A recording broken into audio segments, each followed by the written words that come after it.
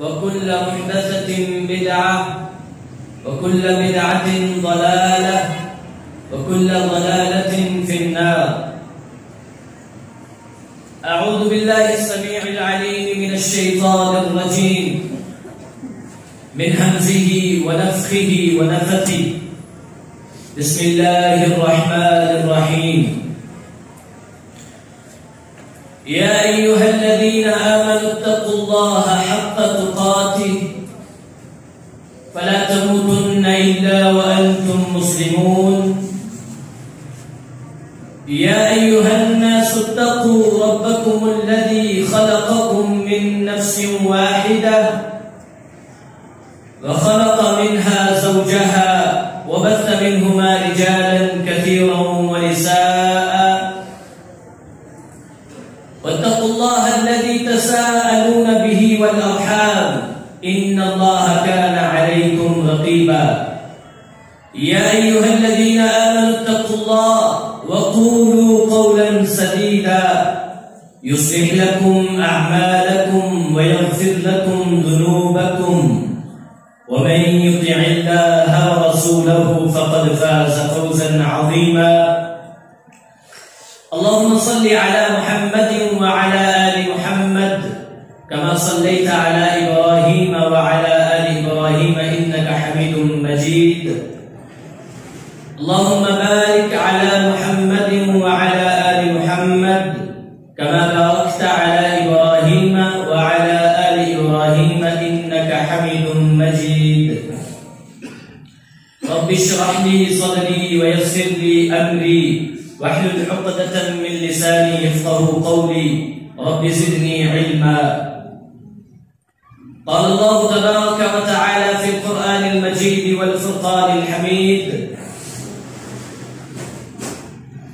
الله نزل أحسن الحديث كتابا متشابها مثاني تقشعر منه جلود الذين يخشون ربهم ثم تلين جلودهم وقلوبهم إلى ذكر الله ذلك هدى الله يهدي به من يشاء ومن يضلل الله فما له من هاد. صدق الله العظيم.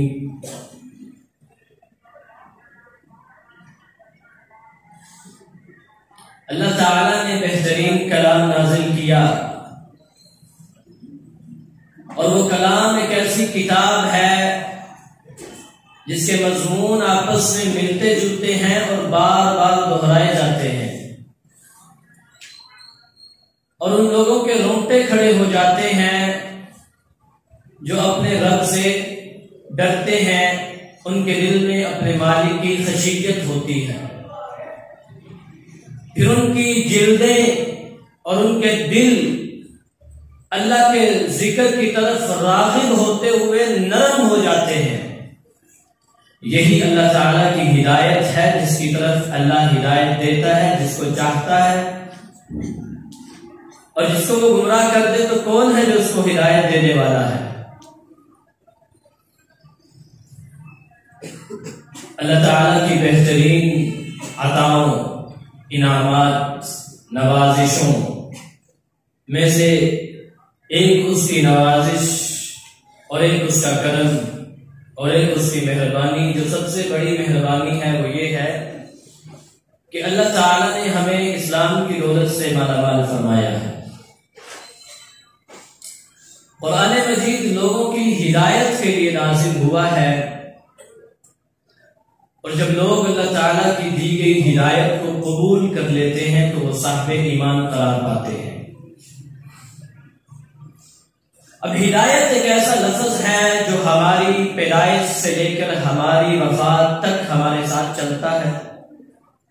ہماری روزمرہ زندگی کے اندر ہم عام گفتگو میں اس لفظ کا بے شمار بے حد استعمال کرتے ہیں، لیکن ہم لوگوں نے کبھی ہدایت کا مفہوم نہیں سمجھا کہ ہدایت کسے کہتے ہیں، آخر ہدایت کیا چیز ہے، کہاں سے آتی ہے، کس طرح آتی ہے، اور جو چیز ہدایت ہے وہی ہدایت کیوں ہے؟ یا کوئی دوسری چیز ہدایت کیوں نہیں ہے؟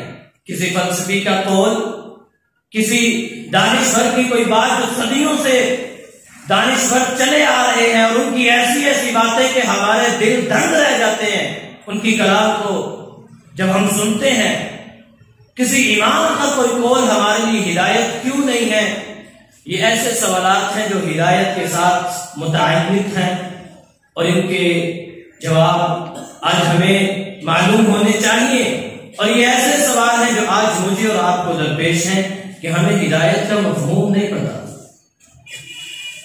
اللہ تعالیٰ نے جب اس دنیا کے نظام کو شروع کیا اور سب سے پہلے ہمارے باپ حضرت آدم علیہ السلام کو اس دنیا میں اتارا، اور اتارنے کے بعد جو سب سے پہلا ایک پرنسپل اور رول اللہ تعالیٰ نے اس دنیا میں ایک نظام جو نافذ کیا، اور جو پہلا اللہ تعالیٰ کا حکم تھا اپنی اس مخلوق سے جسے اشرف المخلوقات کہا جاتا ہے، اللہ تعالیٰ فرماتے ہیں فَإِمَّا يَأْتِيَنَّكُم مِّنِّي هُدًى.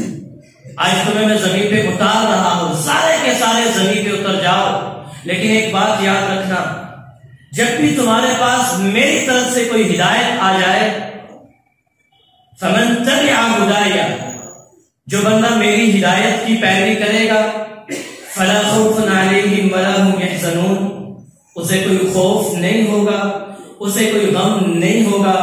وَالَّذِينَ كَفَرُوا وَكَذَّبُوا بِآيَاتِنَا، جو بندہ میری ہدایت پہ عمل نہیں کرے گا، میری ہدایت کی پیروی نہیں کرے گا، بلکہ میری وہ آیات جنہیں میں دنیا میں اتاروں گا ان کو جھٹلائے گا، تو اللہ نے کہا فَأُولَئِكَ أَصْحَابُ النَّارِ، یہ جہنمی لوگ ہیں، ہم فِيهَا خَالِدُونَ، یہ اس جہنم میں ہمیشہ ہمیش رہیں گے.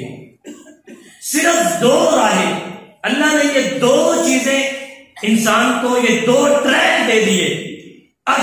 ازل سے اللہ تعالیٰ نے ابد تک تمام قیامت تک آنے والے انسانوں کو یہ دو ٹریک دیے کہ یا تو میری ہدایت کی تم پیروی کرو گے تو میں تمہیں جنتیں دوں گا، یا تو تم میری ہدایت کی پیروی نہیں کرو گے تو میں تمہیں جہنم میں ذلیل کر کے داخل کر دوں گا. کوئی تیسری اللہ تعالیٰ نے چوائس انسان کو دی نہیں ہے، یا تو ہدایت ہے یا پھر گمراہی ہے. اور ایک دوسرے مقام پہ اللہ تعالیٰ نے فرمایا فَإِمَّا يَأْتِيَنَّكُم مِّنِّي هُدًى، جب تمہارے پاس میری طرف سے کوئی ہدایت آئے، فَمَنِ اتَّبَعَ هُدَايَ فَلَا يَضِلُّ وَلَا يَشْقَىٰ، جو میری ہدایت کی پیروی کرے گا وہ کبھی گمراہ نہیں ہوگا، وہ کبھی بدبخت یا مشقت کی زندگی دنیا میں نہیں گزارے گا. اور ساتھ دوسری بات بھی ذکر کر دی وَمَنْ أَعْرَضَ عَنْ ذِكْرِي فَإِنَّ لَهُ مَعِيشَةً ضَنْكًا، اور جو بندہ میری ہدایت سے اعراض کر لے گا، اس کی پیروی نہیں کرے گا، تو اس کی معیشت کو میں تنگ کر دوں گا. وَنَحْشُرُهُ يَوْمَ الْقِيَامَةِ أَعْمَىٰ، اور قیامت والے دن میں اسے اندھا کر کے اٹھاؤں گا. پھر جب وہ سوال کرے گا اللہ میں دنیا میں وَقَدْ كُنْتُ بَصِيرًا، دنیا میں تمہیں دیکھا تھا کہ میرا یہ حشر آج کیسے ہو گیا، اللہ تعالیٰ فرمائیں گے کہ دنیا میں تو دیکھتے ہوئے بھی میری آیات کو اندیکھا کر دیا کرتا تھا، تو نے مجھے دنیا میں بلائے رکھا، دنیا میں تو نے مجھے نہیں دیکھا، میری آیات کو نہیں دیکھا، میرے محمد عربی صلی اللہ علیہ وسلم کی جو احکامات تھے ان پہ تو نے عمل نہیں کیا.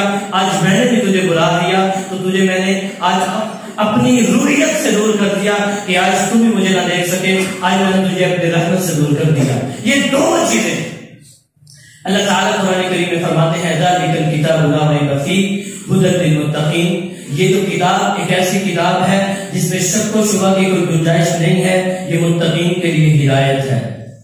اور ایک دوسری جگہ فرمایا شہر رمضان الذی انزل فیہ القرآن ھدی للناس، یہ کتاب ایک ایسی چیز ہے جسے ہم نے رمضان کے مہینے میں نازل کیا اور یہ تمام لوگوں کے لیے ہدایت ہے.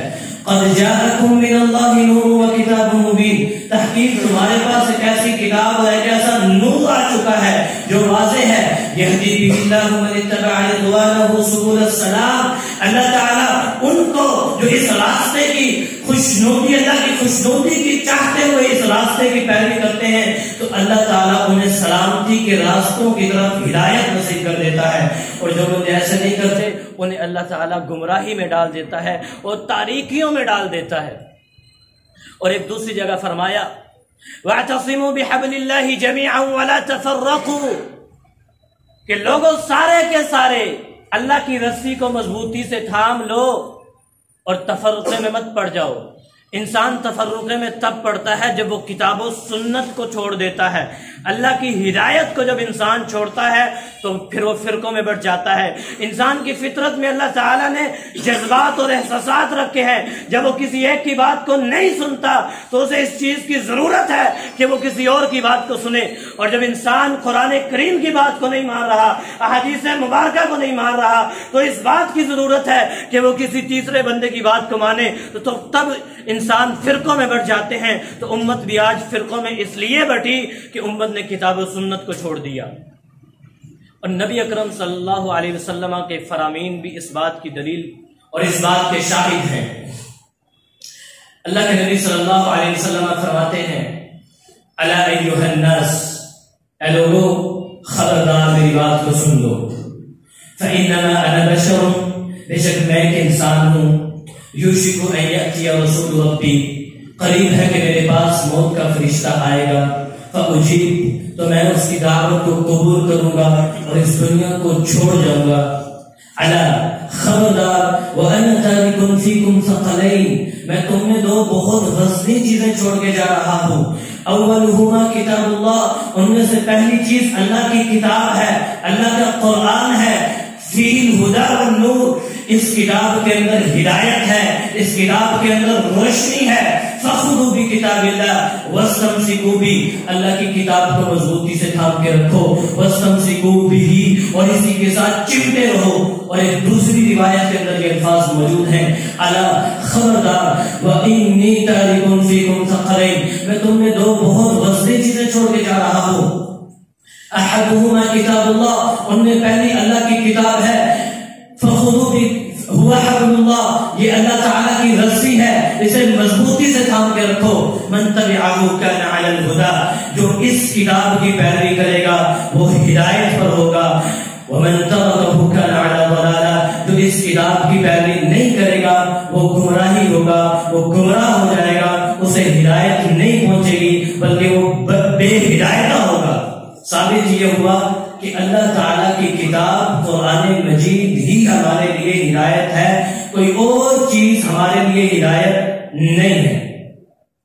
اب سوال یہ پیدا ہوتا ہے کہ کتاب و سنت ہمارے لیے ہدایت ہے تو ہمارے لیے ہدایت کیوں ہے، کوئی اور چیز ہمارے لیے ہدایت کیوں نہیں ہے؟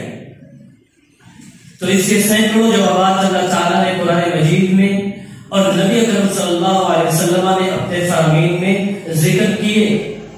آپ کے سامنے چند باتیں رکھوں گا۔ پہلی چیز کہ کتاب و سنت ہی ہمارے لیے ہدایت کیوں ہے، کیونکہ ہمیں قرآن کریم کے اندر وحی کی اتباع کا حکم دیا گیا ہے، وحی کے سوا جو کچھ ہے ہمیں اس کی پیروی کا حکم نہیں دیا گیا۔ اللہ تعالیٰ قرآن کریم میں ارشاد فرماتے ہیں اتبعوا ما انزل الیکم من ربکم، لوگوں اس چیز کی پیروی کرو جو نازل شدہ ہے تمہاری طرف، تمہارے رب کی طرف سے، ولا تتبعوا من دونه اولیاء، اور اس کے علاوہ کسی دوسرے ولی دوست کی، کسی امام کی، کسی پیر کی، کسی فقیر کی پیروی مت کرو۔ پیروی کرنے کے لیے تمہارے پاس صرف یہ چیز ہے کہ وہ رب کی طرف سے نازل شدہ ہو اور وہ محمد عربی صلی اللہ علیہ وسلم پہ نازل ہو۔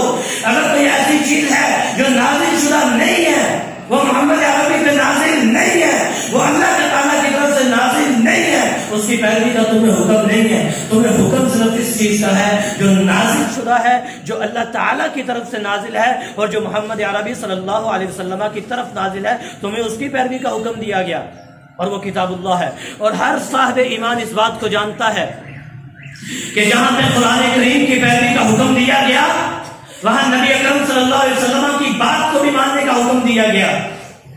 بعض نام نہاد ملحدین، ملحد قسم کے لوگ، لبرل قسم کے لوگ جو سیکولر ذہنیت رکھتے ہیں، وہ قرآن کریم کو ماننے کے لیے تو تیار ہوتے ہیں لیکن احادیث کو انکار کر دیتے ہیں کہ ہمیں بھی قرآن کریم ہی کافی ہے، ہدایت کے لیے بھی، جنت جانے کے لیے بھی، اور اللہ تعالیٰ کو راضی کرنے کے لیے صرف قرآن کریم کافی ہے۔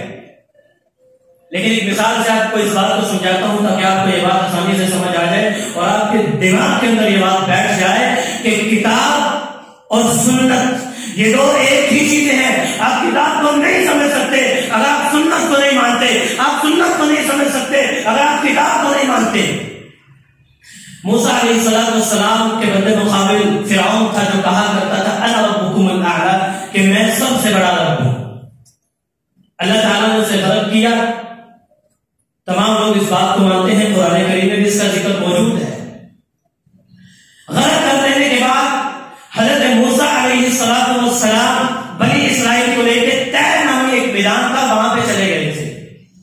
اس طیر نامی میدان میں 40 دن گزارنے کے بعد اللہ تعالیٰ نے حضرت موسیٰ علیہ السلام کو اپنے پاس کوہ طور پہ بلایا اور تورات جو کتاب ہے اللہ تعالیٰ کی آسمانی کتاب ہے وہ ان کو عطا کر دی۔ اب فرعون جو تھا وہ اللہ تعالیٰ کا نافرمان تھا، وہ وحی کا انکار کرتا تھا، انکار کی وجہ سے اللہ تعالیٰ نے اسے غلط کر دیا۔ اب یہاں سے یہ سوال نام نہاد ان لوگوں سے پوچھا جائے جو لبرل قسم کے لوگ ہیں، جن کا دین سے دور دور تک کوئی تعلق نہیں ہے، صرف اسلام میں انتشار پھیلانے کے لیے، اسلام کے اندر تنقید کرنے کے لیے، اسلام کے اندر اسلام کی ایسی چیزیں نکالنے کے لیے جن سے امت مسلمہ کے عام لوگ اس طرح میں گمراہ ہو جائے، وہ باتیں ایسی کرتے ہیں جنہیں اسلام کا مکمل طور پہ پتہ نہیں ہے۔ ان سے یہ سوال کیا جائے کہ فرعون کون سی وحی کا انکار کرتا تھا جس بنا پہ اللہ تعالیٰ نے اسے اتنی بری سزا دی اور کہا کہ فَالْيَوْمَ نُنَجِّيكَ بِبَدَنِكَ لِتَكُونَ لِمَنْ خَلْفَكَ آیَةً، کہ آج کے دن ہم تیرے جسم کو نجات دے دیں گے، نہ زمین اس کو قبول کرے گی نہ پانی اسے قبول کرے گا، بلکہ قیامت تک کے آنے والے لوگوں کے لیے تیرے جسم کو میں عبرت کا نشان بنا دوں گا۔ اب فرعون کس وحی کا انکار کرتا تھا؟ فرعون اس وحی کا انکار کرتا تھا جو موسیٰ علیہ السلام پہ اللہ تعالیٰ نازل کرتے تھے۔ ابھی کتاب نازل نہیں ہوئی تھی، کتاب سے پہلے جو وحی حضرت موسیٰ علیہ السلام پہ نازل ہوا کرتی تھی، فرعون اس وحی کو نہیں مانتا تھا تو اللہ تعالیٰ نے اسے غلط کر دیا۔ لہذا جیسے قرآن کریم کا منکر کافر ہے ویسے احادیث مبارکہ کا منکر بھی کافر ہے۔ آج ہمیں یہ بات سمجھ نہیں آتی ہے۔ قرآن کریم کی طرف اگر ہم مجموعی اعتبار سے دیکھیں کہ ہماری کیا اس طرح میں ترجیحات ہیں تو ہم مان سکتے ہیں کہ قرآن ہم پڑھتے ہیں، قرآن کریم کو ہم جانتے ہیں کہ یہ کتاب ہے جو 1400 سال پہلے یہاں پہ اتری۔ لیکن اگر بات آ جائے نبی اکرم صلی اللہ علیہ وسلم کے فرمودات کی طرف تو صرف چند خاص مخصوص لوگ ہیں جنہیں پتا ہوتا ہے کہ احادیث مبارکہ کیا چیز ہے۔ عام لوگوں کو تو پتہ ہی نہیں۔ کسی نے فضائل اعمال کے نام پہ کوئی بات بتا دی، یہ نبی اکرم صلی اللہ علیہ وسلم نے فرمایا، مان لیا کہ نبی اکرم صلی اللہ علیہ وسلم نے ایسے فرمایا، حالانکہ ضابطہ یہ نہیں ہے۔ ضابطہ یہ ہے کہ نبی اکرم صلی اللہ علیہ وسلم نے فرمایا من کذب علی متعمدا فلیتبوأ مقعدہ من النار، جس نے مجھ پہ جھوٹ باندھا وہ اپنا ٹھکانہ جہنم میں بنا لے۔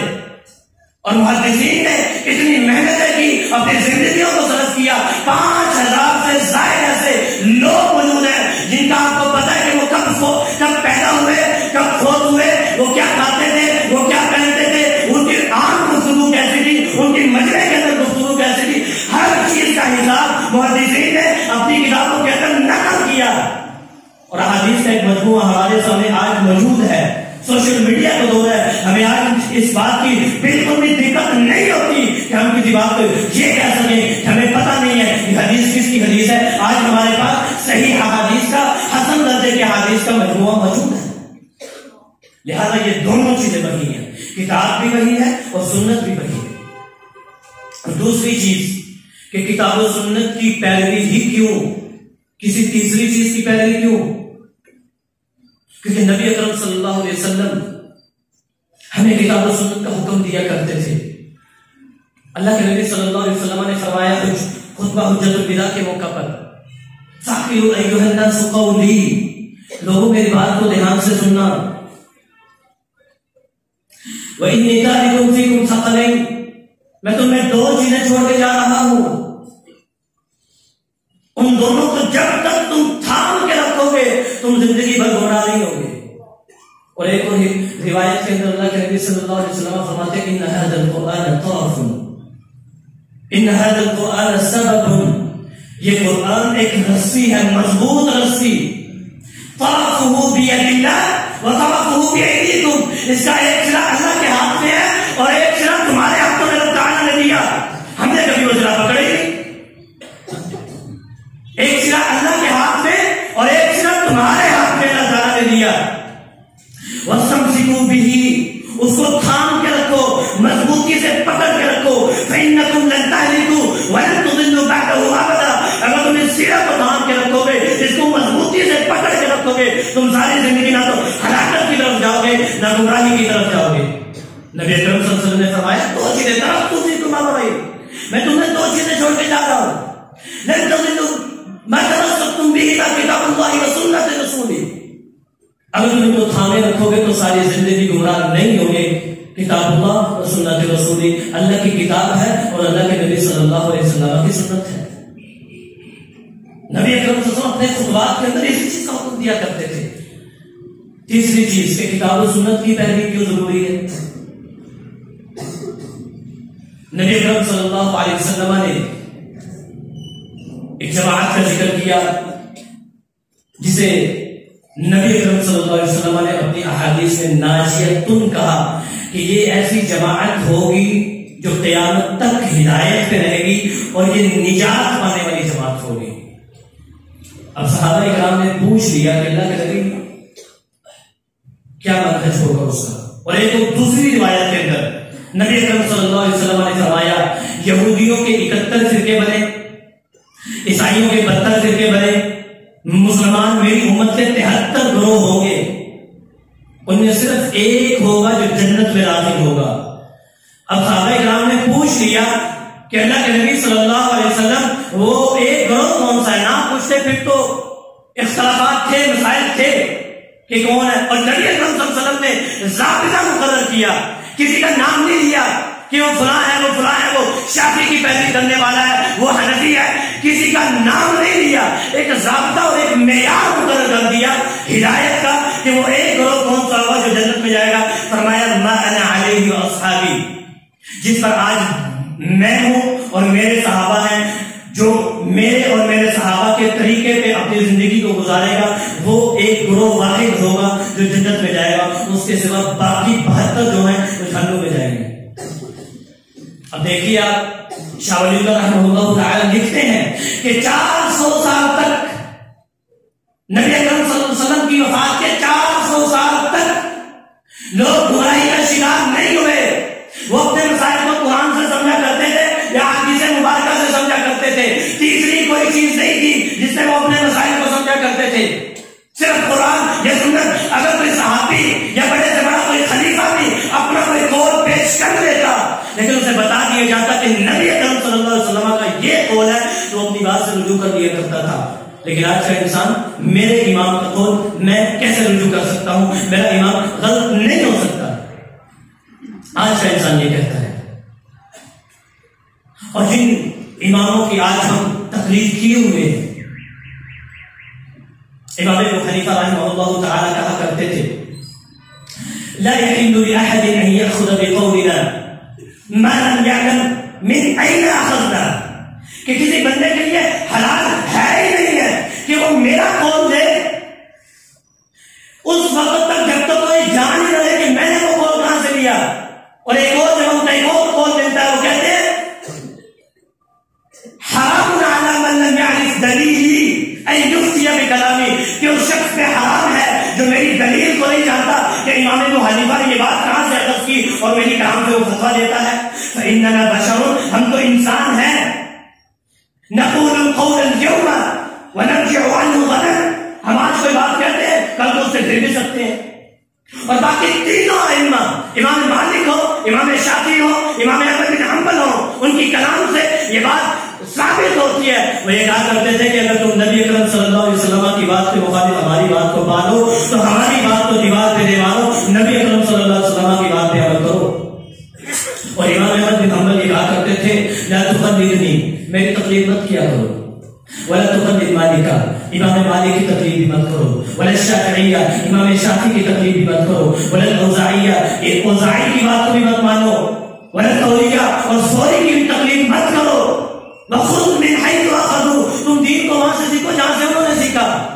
سمپل، کوئی پیچیدگی ہے ہی نہیں ہے. اور نبی اکرم صلی اللہ علیہ وسلم نے فرمایا، اور چوتھی وجہ کہ کتاب و سنت کی ہدایت کیوں ہے، کوئی اور چیز ہدایت کیوں نہیں ہے، کسی امام کا قول ہمارے لیے حجت کیوں نہیں ہے. نبی اکرم صلی اللہ علیہ وسلم نے چوتھی چیز کہ ہر چیز کی وضاحت کتاب و سنت میں موجود ہے. اللہ کے نبی فرماتے ہیں ما بقی شیء یقرب من الجنہ ویبعد من النار، کہ کوئی چیز ایسی بچی نہیں کہ جو جنت کے قریب کرتی ہو جہنم سے دور کرتی ہو، الا وقد بین لکم، مگر وہ تمہارے لیے بیان کر دی گئی ہے. وما اختلفتم فیہ من شیء فحکمہ الی اللہ، تمہارا جب کسی چیز میں اختلاف ہو تو اس میں فیصلہ کس کا چلے گا؟ اللہ تعالیٰ کا چلے گا. فلا وربک لا یؤمنون حتی یحکموک فیما شجر بینہم، خدا کی قسم، تمہارے رب کی قسم، کہ اس وقت تک تم مومن نہیں ہو سکتے جب تک تم اپنے آپس کے تنازعات میں نبی کریم صلی اللہ علیہ وسلم کو حاکم نہیں مان لیتے. تو حاکم، فیصلہ، قاضی کون ہے؟ کتاب اور سنت. تیسری کوئی چیز نہیں ہے جو ہمیں ہمارا دین سکھا سکے. اور وہ بن کعب یہ کہا کرتے تھے اتخذ کتاب اللہ اماما، اللہ کی کتاب کو امام بنا لو، امام بنا لو. وَرَبِّهِ قَاضِيًا، اس کو قاضی تسلیم کر لو، یعنی اس کے ہر فیصلے کو مان لیا کرو. یہ نہ کہا کرو کہ ہمارے امام کا یہ قول ہے، ہمارے اوپر ہمارے امام کی تقلید کرنا واجب ہے، یا ہم اپنے نبی کی بات کو چھوڑ دیں. ہزاروں ایسے مسائل. اتخذ کتاب اللہ اماما، کتاب اللہ کو امام بناؤ. وَرَبِّهِ قَاضِيًا، اسی کو قاضی جانو. کیوں؟ اور یہ جو وجہ بیان کی نا، اگر کوئی صاحب ایمان ہے اسے یہ سمجھ آنی چاہیے عبید بن کعب نے کیوں ایسا کیوں کرو، کتاب اللہ کو امام کیوں بناؤ، اس کو قاضی کیوں مانو. فَإِنَّهُ الَّذِي اسْتَخْلَفَ فِيكُمْ رَسُولُكُمْ، کیونکہ یہی تو وہ چیز ہے جو تمہارا رسول تمہارے لیے چھوڑ کے گیا ہے صلی اللہ علیہ وسلم.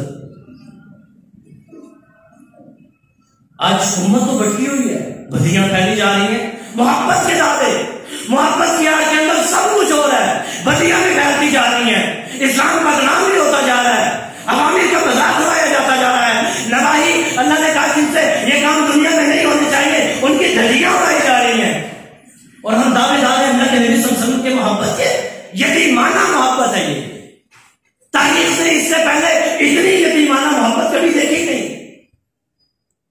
ہماری اپنی دنیا کی محبت جو ہم دنیا میں کرتے ہیں وہ ہمیں مسلح تک لے جائے، لیکن ہماری نبی کے ساتھ، ہماری جو نبی کے ساتھ محبت ہے جس سے ہم دعوے کرتے ہیں، ہمیں ڈھول باجا بجانے میں راضی کر لے، بگڑے بجانے میں راضی کر لے، لیکن ہمارے نبی کے ساتھ ہماری محبت اتنی یتیم، اتنی مسکین کہ مسجدوں میں رش نہ لگ سکے. امت بھٹک گئی ہے، اور نبی اکرم صلی اللہ علیہ وسلم نے اپنی محبت کی ایک شرط رکھی ہے. آج کل علماء منبر میں بیٹھ کے نام نہاد علماء کہہ دیتے ہیں نا کہ بس جی محبت ہوگی تو جنت ہے، اور باقی چیزیں بات کی ہیں. نبی اکرم صلی اللہ علیہ وسلم نے اپنی صحیح حدیث کے اندر محبت کی شرط رکھی ہے. من احبنی، جس نے مجھ سے محبت کی، من اطاعنی، جس نے میری اطاعت کی، فقط احبنی، اس نے مجھ سے محبت کی ہے. اللہ نے اللہ کے نبی صلی اللہ علیہ وسلم نے اطاعت کو محبت کے ساتھ یوں لازم قرار دے دیا. ایک بندہ جتنی مرضی محبت کرتا رہے، وہ نبی اکرم صلی اللہ علیہ وسلم کی باتیں نہیں مان رہا، اس کی محبت کسی کام کی نہیں ہے. اب میں آپ یہ دیکھیں، ہماری زندگیاں گزرتی جا رہی ہیں، ہم قرآن پڑھتے ہیں، سنتے ہیں، شروع میں جو آیت ذکر کی کہ رونگٹے کھڑے ہو جاتے ہیں، ہمارے تو کبھی رونگٹے نہیں کھڑے ہوئے. قرآن سنتے ہیں، پڑھتے ہیں، ہمارے کبھی رونگٹے کھڑے نہیں ہوئے. قرآن کتاب ہدایت ہے، تاثیر اس کی یہ ہے کہ دل بہل جانے چاہیے، دل ڈر جانے چاہیے، رونگٹے کھڑے ہو جانے چاہیے. ہماری جو ہدایت کا سوئچ ہے وہ آن ہو جانا چاہیے. وہ ایسی ایک کیفیت پیدا ہوتی ہے کہ جس کے بعد ہدایت کا جو سوئچ ہے وہ کلک جو ہوتا ہے قرآن کو پڑھنے اور سننے اور سمجھنے کے بعد، کہ ہماری ہدایت کا جو سوئچ ہے وہ آٹومیٹک آن ہو جائے. ایسی کیفیت کبھی پیدا نہیں ہوئی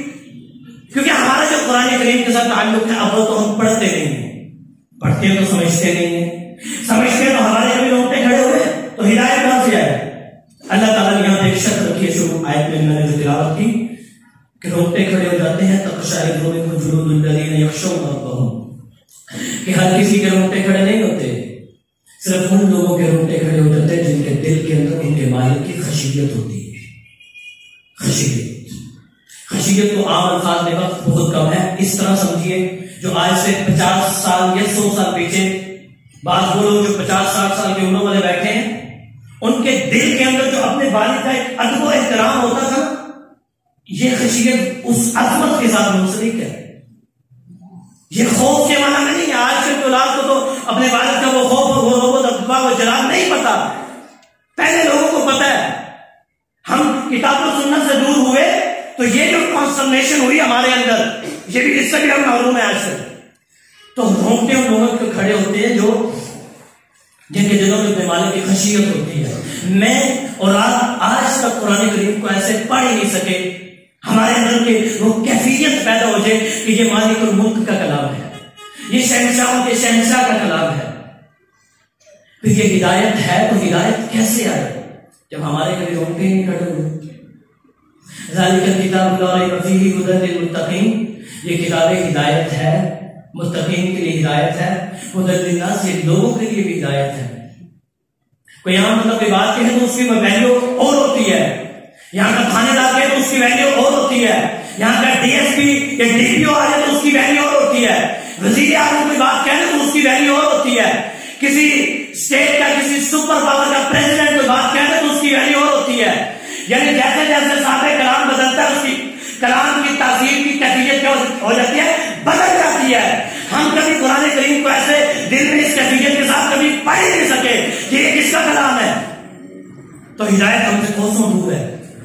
اور اگر آج ہمیں ہدایت چاہیے، ہم کہہ دیتے ہیں کہ ہدایت ہے، 5 وقت کے نمازی ہیں، نمازوں میں بھی خشیت نہیں ہے، قرآن پڑھنے میں بھی خشیت نہیں ہے، پورے دین اسلام کی خشیت کا بیڑا فرق ہے ہی نہیں ہے خشیت، اور ہم لوگ اپنے آپ کو ہدایت یافتہ سمجھتے ہیں۔ ہدایت تب آئے گی جب ہمارے دل کے اندر، جب ہمارے رونگٹے کھڑے ہو جائیں گے، قرآن پڑھا جا رہا ہو، دل دہل جائے، دل ڈر جائے، تب ہدایت آتی ہے۔ اگر آج ہم ہدایت کے متلاشی ہیں تو سب سے پہلے ہمیں یہ زاویہ اور ضابطہ مقرر کرنا ہوگا کہ صرف 2 چیزیں ہیں جو ہدایت ہیں، ان 2 کے سوا تیسری کوئی چیز ہدایت نہیں ہے۔ کتاب اللہ کی کتاب مطلق ہدایت، سنت رسولی اور اس کے رسول کی سنت۔ اللہ خبردار لوگوں، وَإِنِّي أُوتِيتُ الْقُرْآنَ وَمِثْلَهُ مَعَهُ، میں قرآن کریم کو دیا گیا ہوں اور اس کے ساتھ اس کی مثل دیا گیا ہوں۔ یہ دونوں ایک چیزیں ہیں۔ کبھی بھی وہ بندہ گمراہ نہیں ہوتا جو کتاب و سنت کو اپنا معیار بنا لیتا ہے کہ میری ہدایت، نبی صلی اللہ علیہ وسلم نے کہا یہ کرو تو کرو، نبی صلی اللہ علیہ وسلم نے منع کیا کہ نہ کرو تو نہ کرو۔ اللہ تعالیٰ نے یہ ضابطہ مقرر قرآن کریم نے نہیں کیا، مَا آتَاكُمُ الرَّسُولُ فَخُذُوهُ وَمَا نَهَاكُمْ عَنْهُ فَانْتَهُوا، جو رسول تمہیں دے دے اسے لے لیا کرو، وَمَا نَهَاكُمْ عَنْهُ فَانْتَهُوا، جس چیز سے رسول تمہیں منع کر دے اسے رک جایا کرو۔ یا ایھا الذین آمنوا اطیعوا اللہ واطیعوا الرسول، اے وہ لوگوں جو ایمان لے کے آئے ہو، اللہ کی اطاعت کرو، رسول اللہ صلی اللہ علیہ وسلم کی اطاعت کرو، ولا تبطلوا اعمالکم، اگر تمہارے اعمال میں وہ کتنے ہی لے کیوں نہ ہو، اللہ اور اس کے رسول کی اطاعت نہیں ہے، وہ ضائع ہو جائے گی۔ ان کی اطاعت نہ کر کے اپنے اعمال کو ضائع مت کرو۔ تو یہ زاویہ ہمیں، یہ ضابطہ ہمارے ذہن کے اندر پختہ ہونا چاہیے۔ آج جائیے لیکن یہ سمجھ کے جائیے کہ کتاب و سنت کے سوا تیسری کوئی چیز ہدایت نہیں ہے۔ تیسری کوئی چیز اگر کتاب و سنت سے ملتی ہے تو ہم اس کی بات مانیں گے، اس کی بات ہمارے سراخوں پہ ہے، لیکن اگر وہ کتاب و سنت سے تضاد کھا رہی ہے، ٹکرا رہی ہے، تو ہم اس کی بات کو دیوار پہ دے ماریں گے۔ وہ بڑے سے بڑا کوئی محدث ہو، وہ بڑے سے بڑا کوئی امام ہو، وہ بڑے سے بڑا کوئی فقیہ ہو، وہ بڑے سے بڑا کوئی پیر ہو، وہ بڑے سے بڑا کوئی صوفی ہو، وہ کچھ بھی ہو، اس کی بات سب سے بڑے پیر سے اگر ٹکرا رہی ہے، محمد عربی صلی اللہ علیہ وسلم سے ٹکرا رہی ہے، تو اس کی بات کی ہمارے ہاں کوئی حیثیت نہیں ہے۔ تو یہ زاویہ ہمارے ہاں مقرر ہونا چاہیے، ہمارے ذہنوں کے اندر یہ زاویہ پختہ ہونا چاہیے کہ تیسری کوئی چیز ہدایت نہیں کتاب قرآن کریم، اس کے ساتھ ہمارا تعلق مضبوط ہونا چاہیے۔ جب ہمارا تعلق کتاب کے ساتھ مضبوط ہوگا تو ہم ہدایت یافتہ ہیں۔ اللہ تعالیٰ سے دعا ہے کہ اللہ تعالیٰ کہنے والے اور سننے والے کو عمل کی توفیق عطا فرمائے۔ وآخر دعوانا الحمد للہ۔